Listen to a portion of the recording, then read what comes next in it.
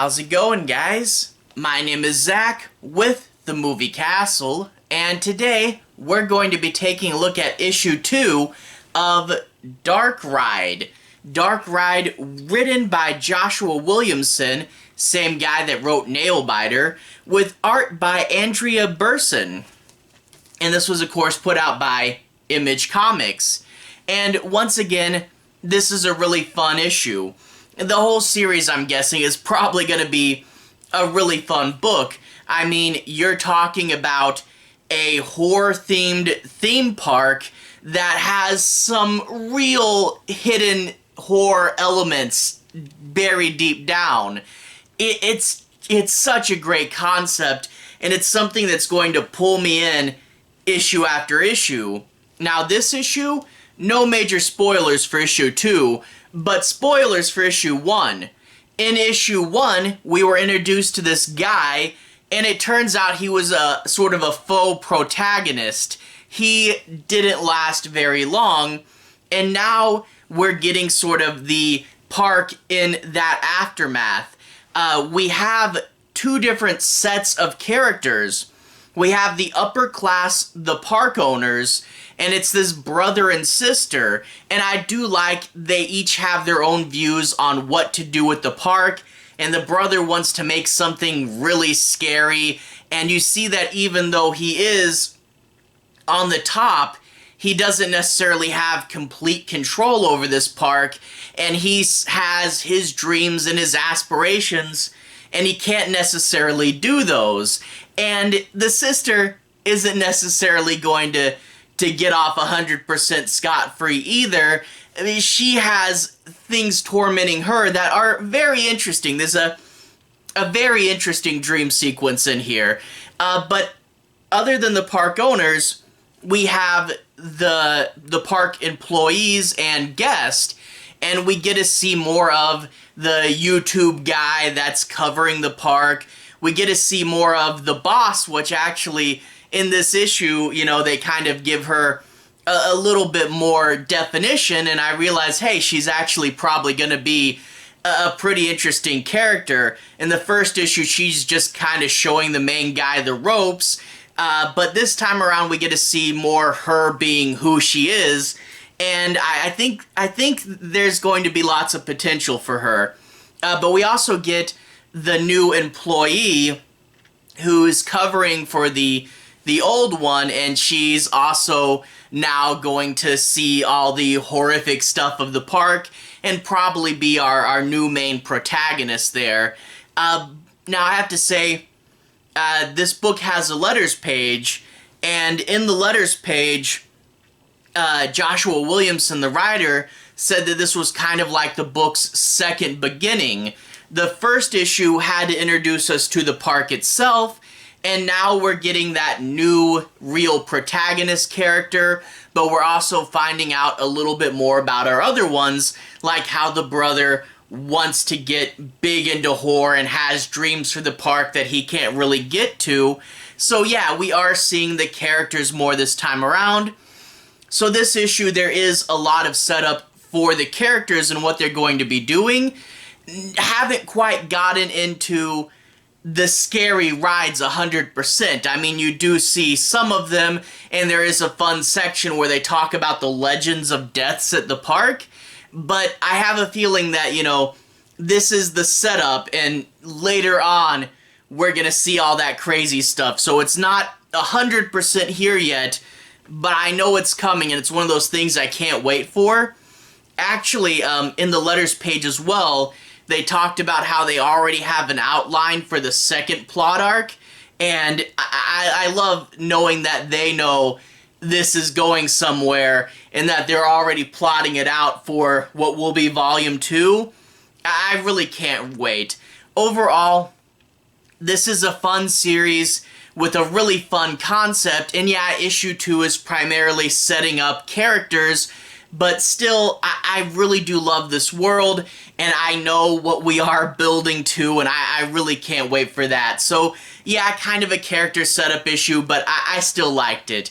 Anyway, without further ado, If you guys want to see a little bit more from this book, I'll try to be avoiding major spoilers, but if you want to see a little more of the story and the art, I'll go ahead and switch to the close-up camera and show you guys a little bit of that. So without further ado, to the close-up camera.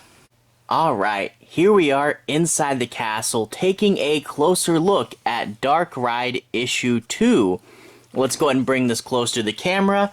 We can see the Image logo and the Skybound logo, and there's the credits. And once again, this has that really thick paper. With a lot of other comics having that cheap ink that comes off in your hand, having this come out on thick paper that is good quality, I really do like the level of quality that goes into the books. And it is $3.99 in the US. That being said, the yellow and blue are a little light and do blend in a little bit too much. Maybe a black drop shadow or something would have helped. But anyway, the cover itself is pretty fun. You get Sam there and his daughter, and they're enjoying a pleasant day at the park. Never mind that their horse is spitting fire, has horns, and all the other guests appear to be dead. Other than that, fun day at the park, right? And flip it to the back, and they still have the fun logo with Danny DeEvil. And there's the barcode on the back. This is the main A cover.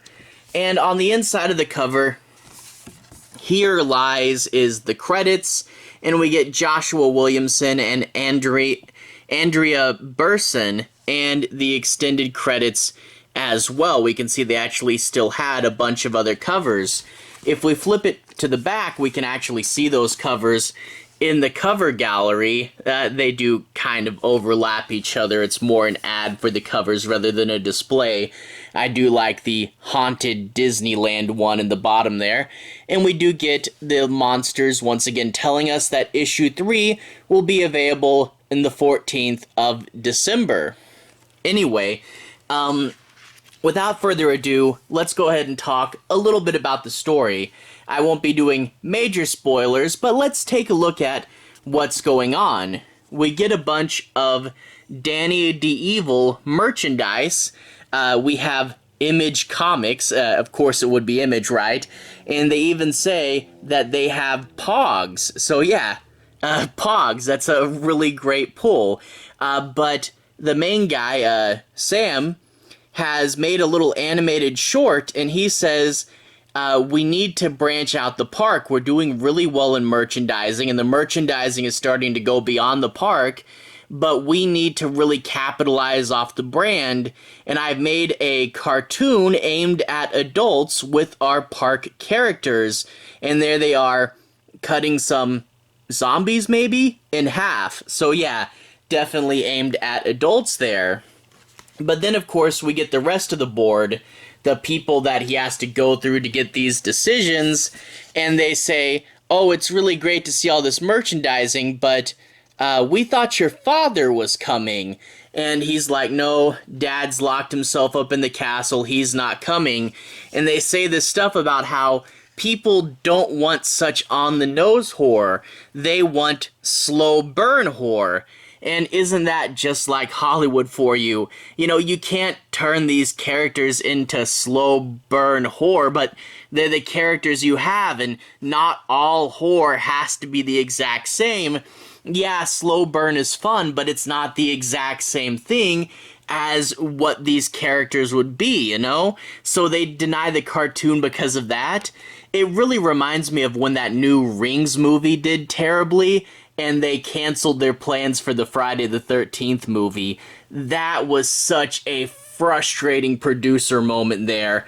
But anyway, he's of course really frustrated and upset. He spent a bunch of money on the animation, and he was hoping that the board would greenlight his project and, you know, turn the character into something outside of the theme park. But we check in on the other sibling, and it appears that she is stranded on a stage in the middle of hell. Great visual. She's there on the stage, and people are surrounding her in roller coaster carts, and the devil is saying, "This is what you wanted, isn't it?" Now, of course, this is all a dream.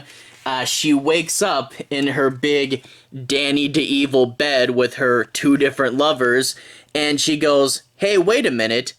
That's actually a really good idea. I should do a show to help the park." And there is a bit later on, we get this scene where the daughter comes in and they bring up the show, and he says something like, "You want to do a show to save the park? What are you, a Muppet?" Which was one of my favorite lines of the book.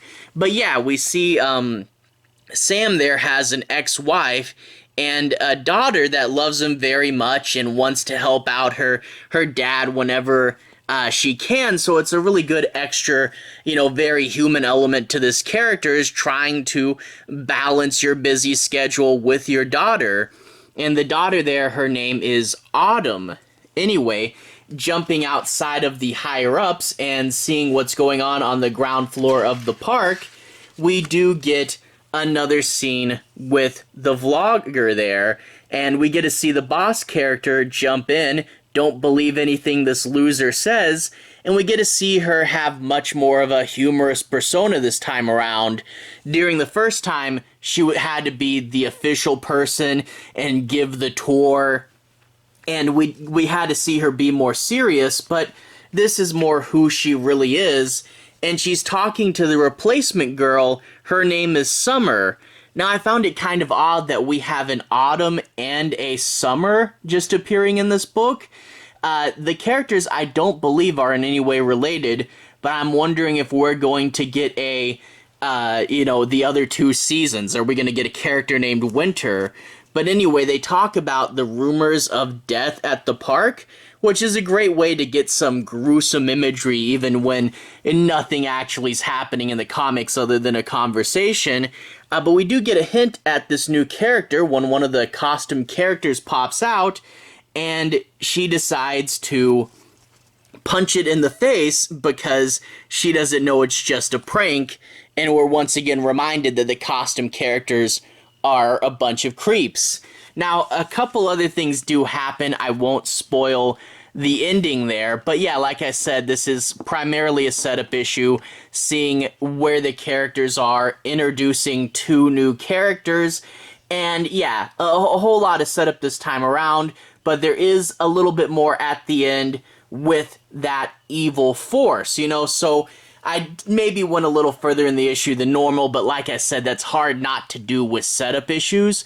But overall, a cool book, but more building towards something than actually being something this time around. But that being said, I will definitely pick up the next issue when it comes out. Overall, definitely recommend it. Anyway, to everyone who's watched so far, thank you for watching.